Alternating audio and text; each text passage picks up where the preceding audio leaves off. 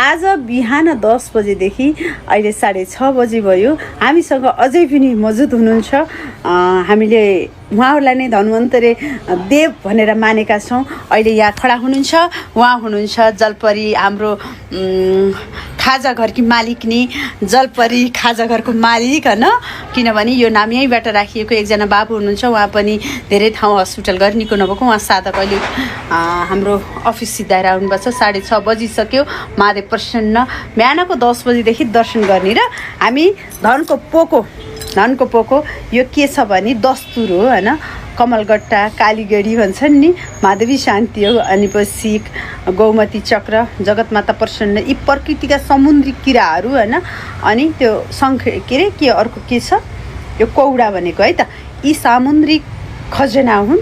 हामीले यहाँ एउटा अमला छ, यहाँ रुद्राक्ष पनि छ, अक्षता छ, यहाँ गौरी शान्ति हो, यहाँ सिक्का पनि छ।